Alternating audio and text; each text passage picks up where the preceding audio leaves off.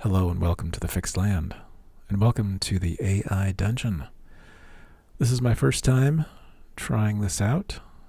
I have actually played a little bit on my phone in one scenario, but I didn't get very far, so this is my first proper try.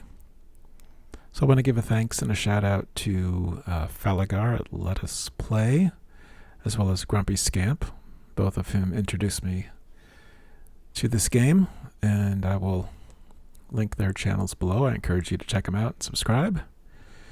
So I am playing a user-created scenario, my first time through here, and this is the free version of AI Dungeon, so I think that limits exactly what I can do. So the scenario that this person has created is choose hero or villain.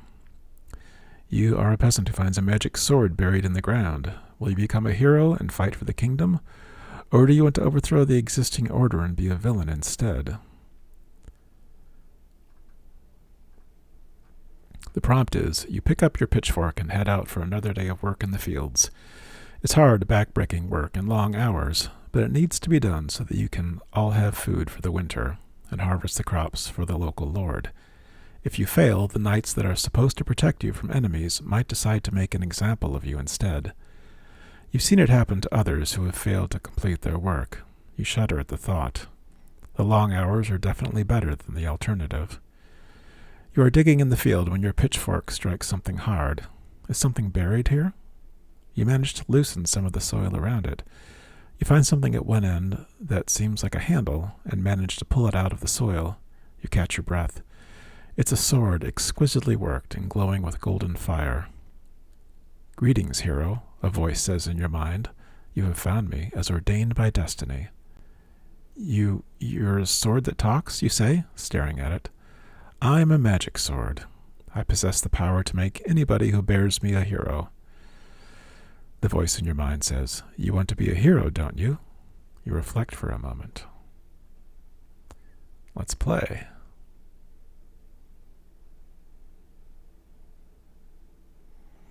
Okay. Choose hero or villain. Yes, I will be a hero and fight to defend the kingdom. Yes. Or, no, the kingdom is corrupt and oppressive. I want to overthrow it. Oh, so I don't know if that's a villain. That's just, well, I guess it's how you define villain.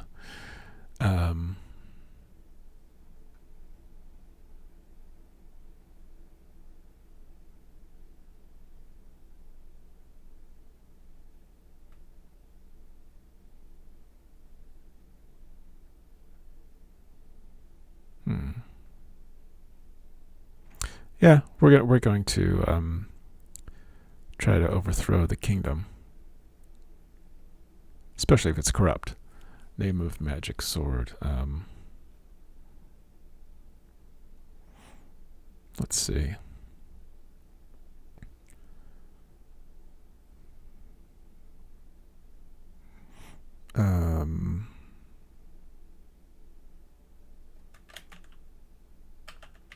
Calibex. Your villain name.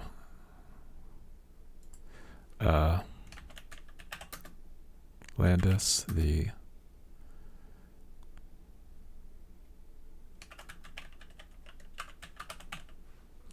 inconsequential.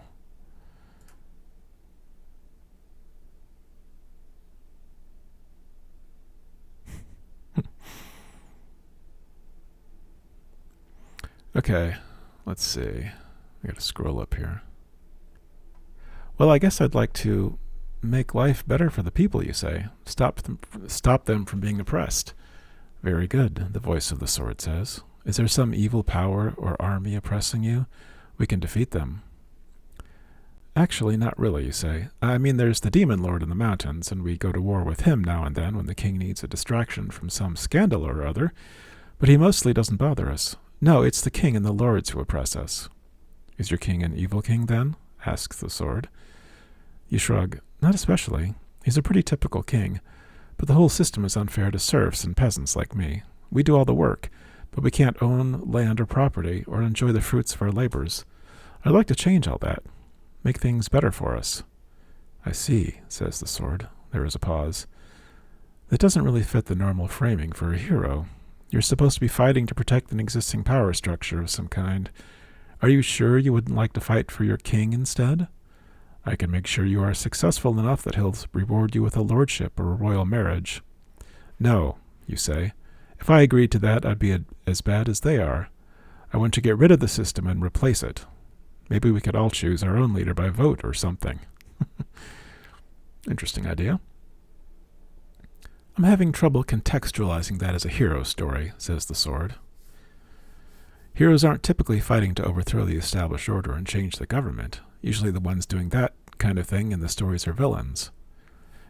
It's what I want, you say. If it means I'll have to be the villain, I'll be the villain. There's a longer pause this time before the sword speaks. Well then, why not? The sword begins to flow and change. I've never been the weapon of a villain before. It might be fun. The sword feels heavier in your hands. It's longer now and made of a kind of dull black iron that seems to dim the surrounding light. Sinister red runes glimmer up and down the blade, and a large jewel in the shape of an eye shines balefully from the pommel. I'll need a new name for this form, the sword says. The voice in your head sounds somehow deeper now, more menacing. I shall be named Calabax. The sword's transformation leaves you feeling rather unnerved. You don't draw power from the blood of innocence or devour the souls of the fallen or anything like that, do you? You ask. Hey, you can't make an omelet without breaking a few eggs, the sword retorts. Is that really in the style of a dark fantasy? Decide who your people are, and we'll make sure they're safe. Don't lose sleep worrying about what happens to your enemies. You'll never make a decent villain that way. You're not so sure about this, but you've come this far. It seems a shame to back out now. Okay, let's do it, you say. Where do we start? Now, before I continue, can I... Like I said, I'm new to this. What does it say? Rewind story to here. So we can rewind.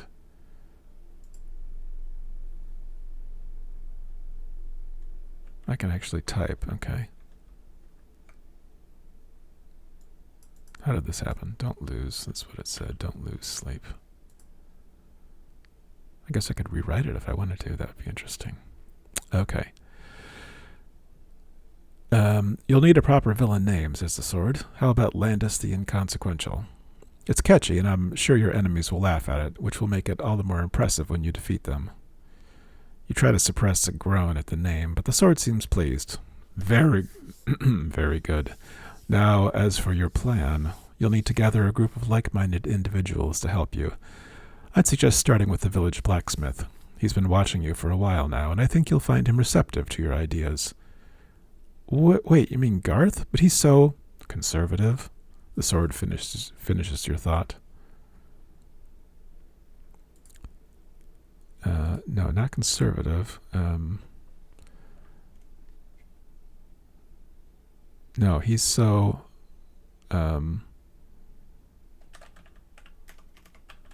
simple-minded, seemingly.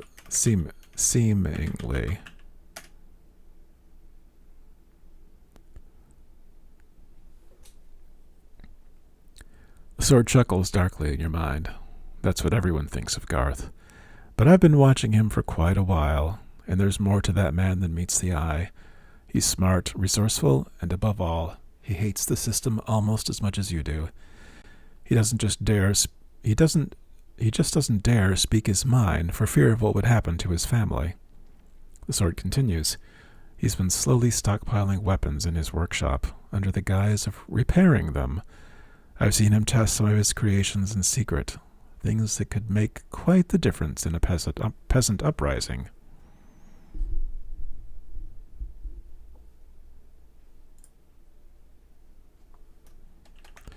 What do you know about Garth's family?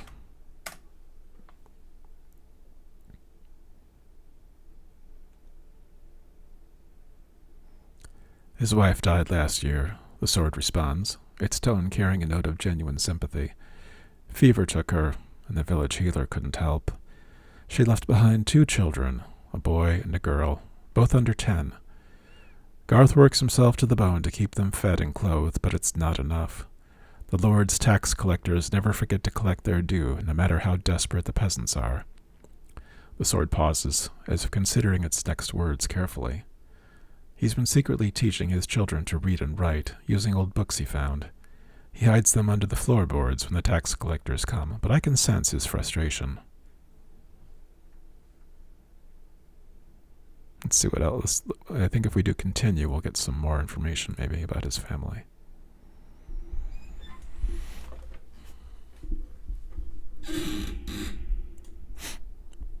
The sword's voice grows more intense, its words becoming more urgent. He's ready to act, Landis, but he needs someone to show him the way, to give him the courage to take that first step. Someone who's willing to be the villain, to do what needs to be done for the greater good. Are you that person? You nod, steeling yourself. Yes, I'll do it. I'll talk to Garth, show him that there's a better way. The sword vibrates in your hands, approval evident in its tone. Good, very good. Now let's go see our friend the blacksmith.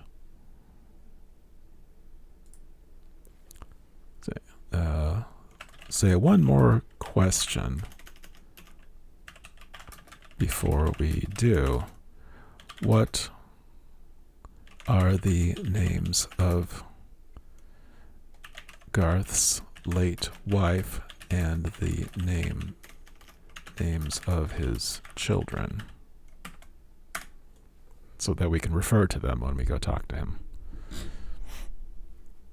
Refer to them by name.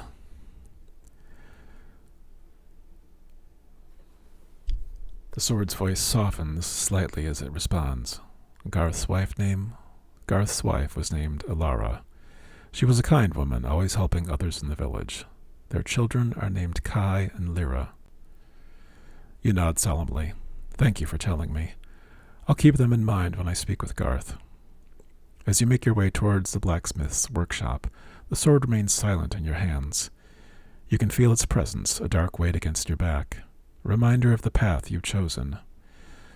The workshop is dark and dingy, filled with the smell of smoke and the clang of metal on metal.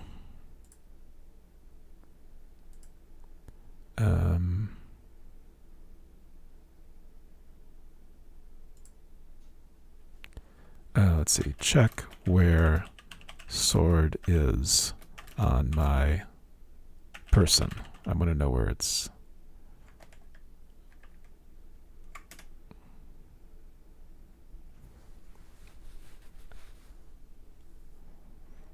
The sword rests heavily against your back, secured in a custom-made scabbard that Garth himself crafted. Cool.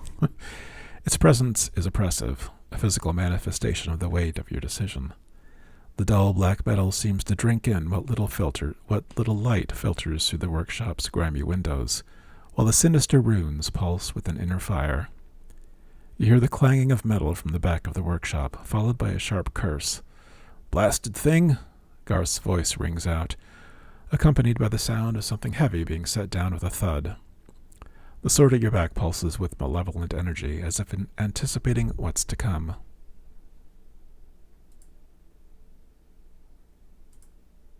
Say, Greetings, Garth. How fares the finest blacksmith in the district? Greetings, Garth. How fares the finest blacksmith in the district?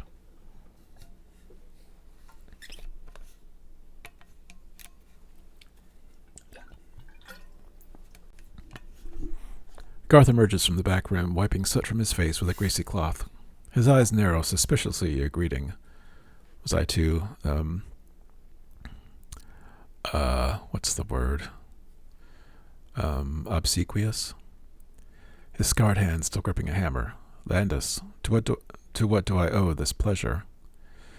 He sets the hammer down on the anvil with a heavy thunk, his eyes flicking briefly to the sword at your back.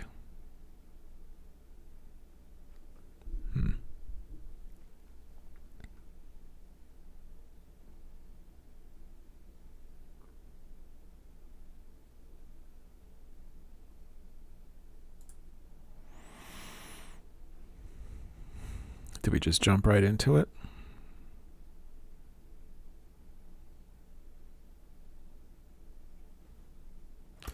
I wanted to thank you again for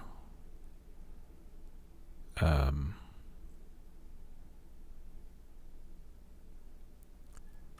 scabbard.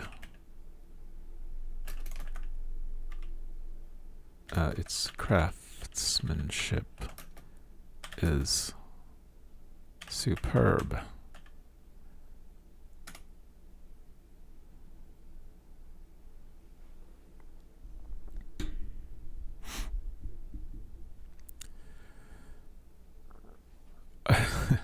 Garth's eyes flicked to the scabbard, then back to your face.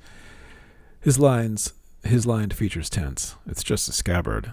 He picks up a piece of glowing metal with his tongs, the muscles in his arms flexing with the effort.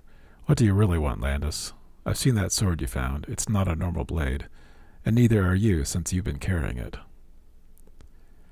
The sword pulses with dark satisfaction at Garth's words, seeming to sense the possibility of a kindred spirit. The blacksmith's eyes narrow as he notices the subtle movement, and his grip on the tongs tightens. All right, I think we just jump to the chase. What do I really want? I'll tell you. I think you and I have something in common. Something we both dislike.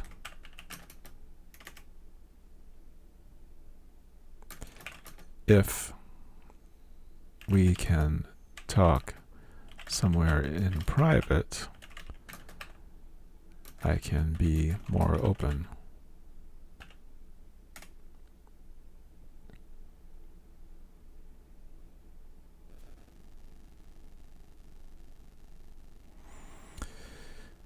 Garth's eyes narrow, his work-worn hands still gripping the tongs. Private, eh?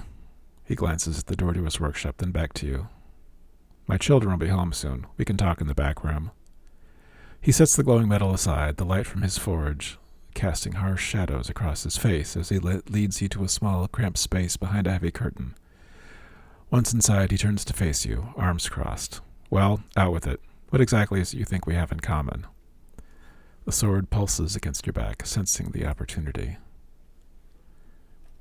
We both know the kingdom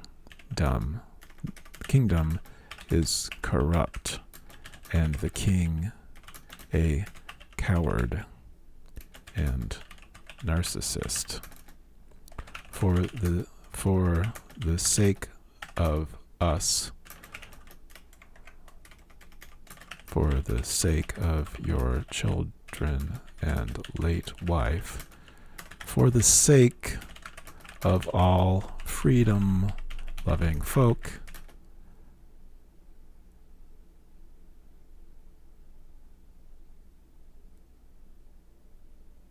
we need to unseat him.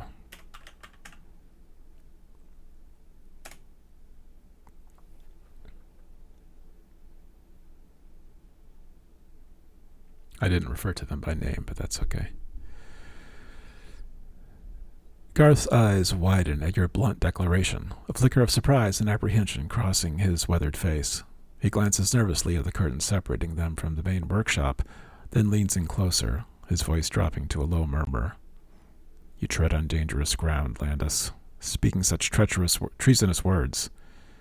He shakes his head, but you notice his hands clench into fists, a sign of barely contained anger. The sword at your back pulses with dark satisfaction, as if sensing the kindred spirit in this blacksmith's repressed fury. Garth's gaze flickers to the blade, and he shivers slightly, as if feeling its malevolent presence. But you're right, he says.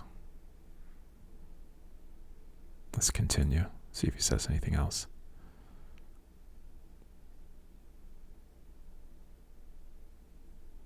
Sometimes the best thing to do to get people to talk is just to be silent. Garth's voice is barely above a whisper now, his eyes hard as he meets your gaze. The king is a tyrant, and the nobility feast while we starve. I've seen too many good people suffer, Too many children go hungry. It's not right. He turns away, running a hand through his graying hair. But what can we do? We're just peasants, Landis. They'd crush us like insects if we dared to rebel.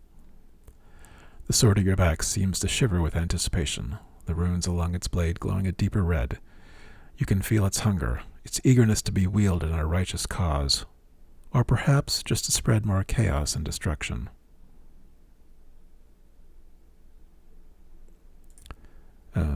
Say, do you know of others who are trustworthy and might want to join us in our cause?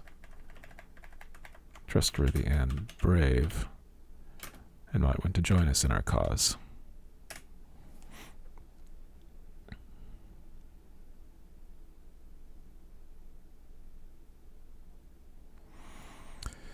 Garth's face grows thoughtful, his eyes distant. There are a few. Old Thomas, the miller. He's seen his family go hungry too many times. And Margaret, the midwife. She's delivered countless babies who never saw their first year. They're both discontented, but he trails off, his voice contorting with worry. The risk is great, Landis. If we're caught, it's not just our lives at stake, it's our children's too. And the king's men don't show mercy. He looks at the sword at your back, then back to your face, his eyes narrowing. What exactly do you plan to do? I don't exactly know yet. Whatever, you are right that we need to be very careful. Whatever we do, we need to take it slowly. There is no rush. I'll just say one step at a time.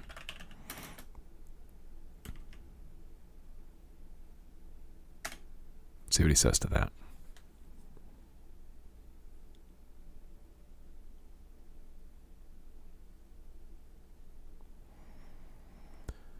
The sword pulses with dark approval at your words, the ruby in its pommel flaring brighter for a moment.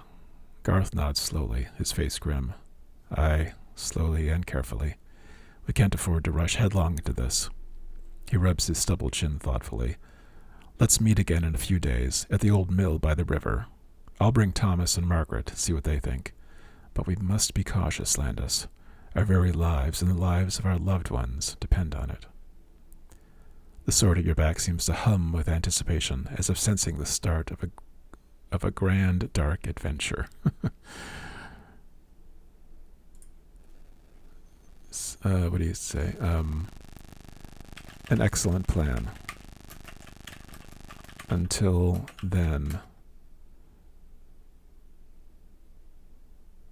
good luck to you and your kin.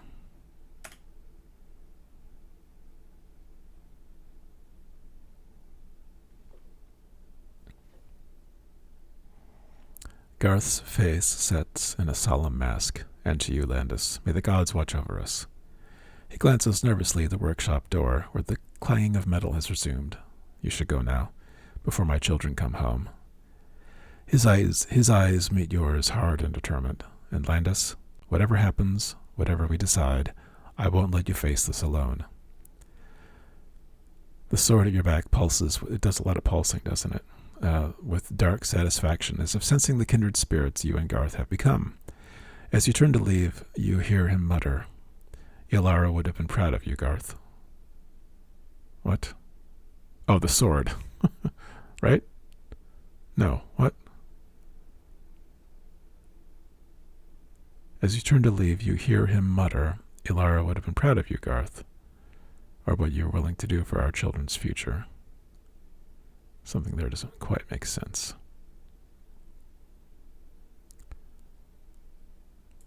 Let's continue.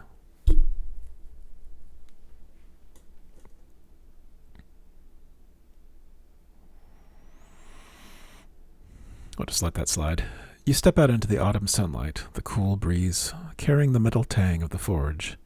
The sword at your back pulses with malevolent energy, as if feeding off the dark purpose that now drives you.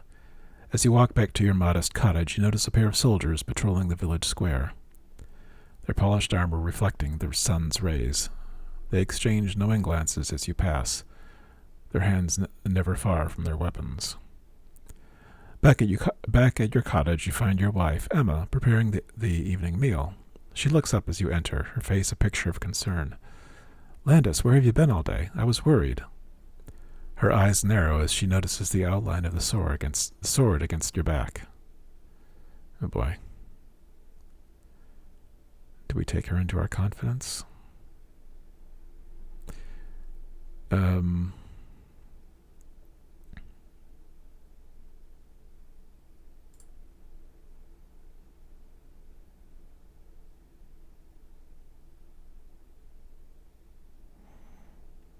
We can't just... let's see. Should we not mention the sword, or should we mention it?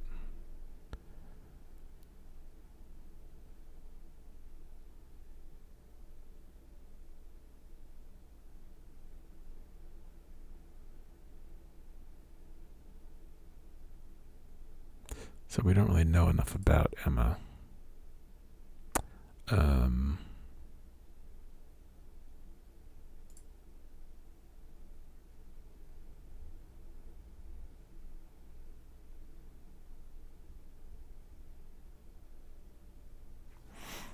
Let's see. My apologies for causing you concern.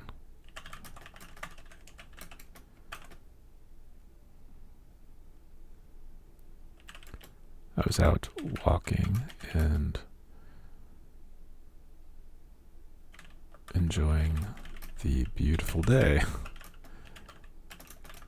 I got into conversation with Garth about his poor wife, Ilara.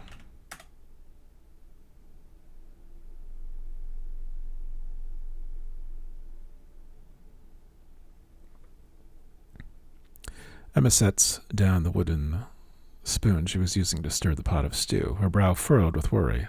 Garth's wife, but she passed away last year. Why would you be talking about her? She steps closer to you, her eyes searching your face. Landis, what's going on? You've been acting strangely ever since you found that sword. It's almost like it's changed you somehow. She reaches out a tentative hand, hovering near the hilt of the blade. I'm scared for you, for us. Whatever you're mixed up in, please be careful. I couldn't bear to lose you, too. Please don't worry. I promise I will be careful. What's for dinner? Let's change the subject. Usually doesn't work. Emma's shoulders slump slightly, but she forces a smile. Just some simple stew. Nothing special, but it's hot and filling. She turns back to the pot, stirring it mechanically. I found some extra carrots at the market today. The price was lower than usual, so I thought I'd make a hearty meal. The sword pulses against your back, clearly unsatisfied with this mundane conversation. Through the window, you can see the sun setting, painting the sky in deep, ominous hues. Emma's words come out quiet and subdued. Landis, promise me one thing. Whatever you're planning, whatever's driving you, don't let it come between us. Take a turn. Say, I promise.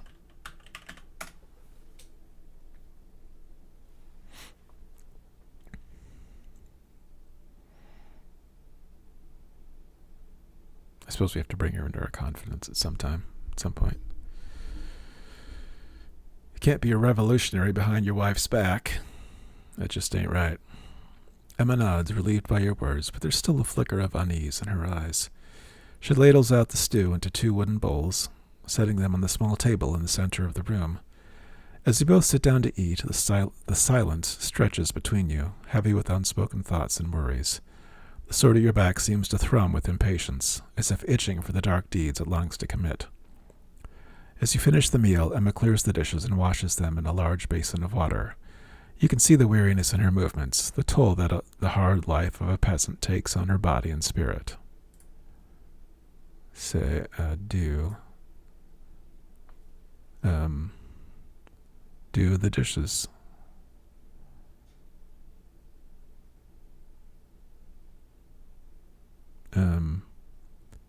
Give Emma a hug and do the dishes.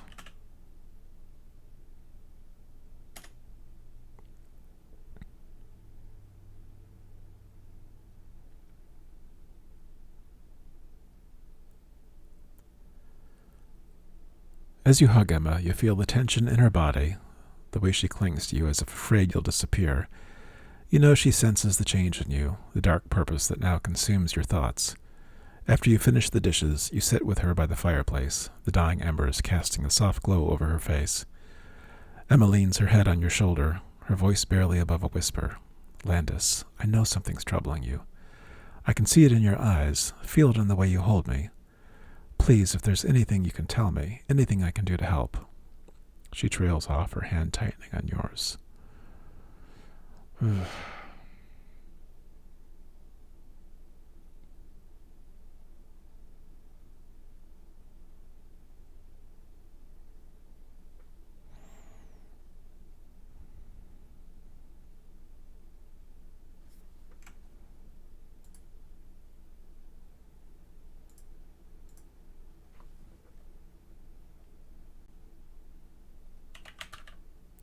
Thank you.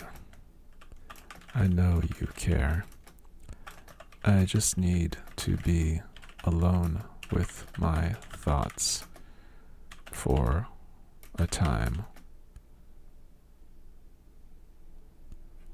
I hope you can understand, and I'm sorry if it causes you concern.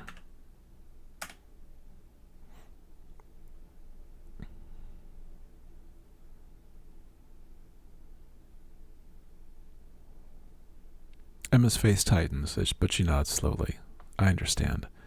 But Landis, whatever you're planning, whatever dark thoughts occupy your mind, just remember that I love you. That I'll always be here for you, no matter what. She stands, the sound of her footsteps soft on the wooden floor as she moves to the bed. Don't stay up too late, and Landis, be careful. The sword pulses with dark satisfaction as you watch Emma drift off to sleep, its ruby eye glowing faintly in the dim light. Through the window you can see the night sky, scattered with stars that seem to twinkle with malevolent glee at the sinister purpose that now drives you. See, I don't think it's really sinister.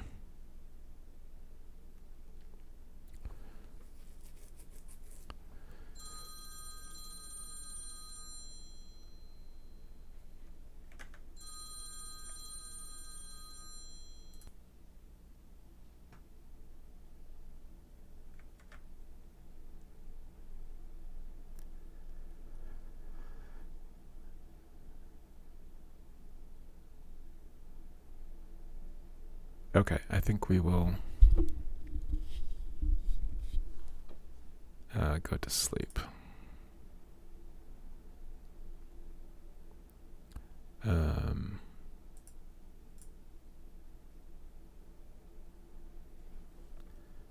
Lie down and go to sleep.